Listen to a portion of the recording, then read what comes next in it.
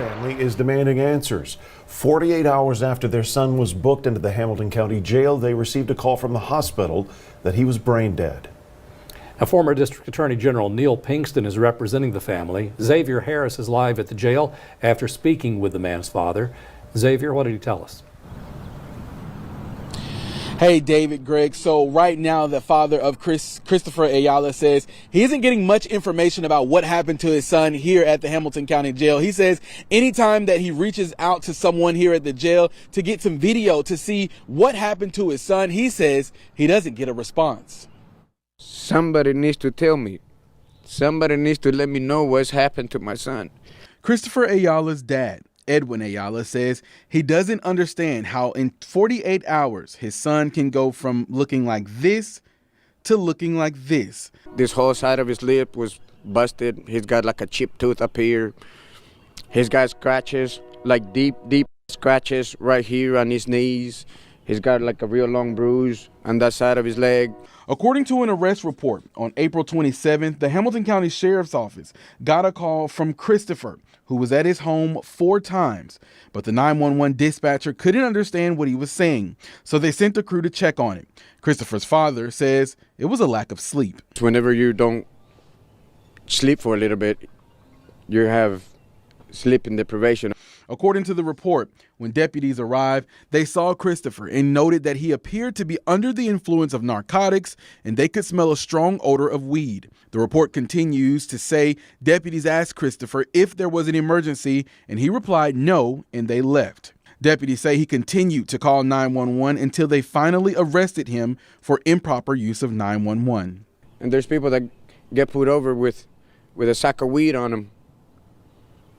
And they make you dump it, and they let you go. But then you dial 911 and you have nothing else to do, so you're gonna go ahead and pick this guy up and take him and book him. The family says for days they have been asking questions and haven't heard anything, so they are now seeking legal options. You know, if it were your child that was being transported to the emergency room, wouldn't you think that the sheriff's office had a duty to let you know that your child had been harmed or suffered some medical emergency? Attorney Neil Pinkston is representing the family, and he says the arrest was unusual, especially because of how quickly the case was dismissed. The case was dismissed that quickly, then why was he even arrested to begin with? Pinkston sent a letter to District Attorney Cody Womp requesting details on the arrest, detention, and hospitalization of Christopher. We also reached out to her, and she replied no criminal case is pending involving Mr. Ayala. The District Attorney's Office does not participate in civil litigation. But Christopher's father says he just wants answers. Look, man, it's devastating. I cannot sleep at night. He says doctors tell him if his son survives, he will never be his normal self again. He says he started a machine business he hoped someday he could pass on to his son, and it hurts knowing he might never be able to do that. I spend a lot of time in these machines, sitting in there. And I'd be sitting in there having all these memories and all these things that I used to do with my son. And knowing that I can't do that no more. Knowing that all of this is over.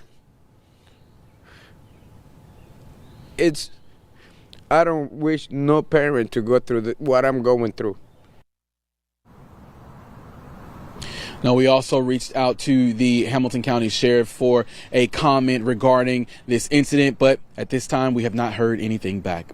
Reporting in Hamilton County, I'm Xavier Harris, Local 3 News.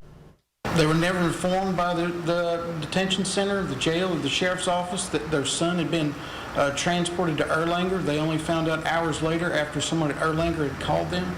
The family says the situation transpired within 24 hours of his arrest on April 27th. However, according to court records, that was dismissed by the district attorney's office 2 days later. Former district attorney Neil Pinkston, who is representing the Aylas, says the lack of answers about what happened is another example of questions being raised over issues at the Hamilton County Jail. They called the jail to ask questions about what happened.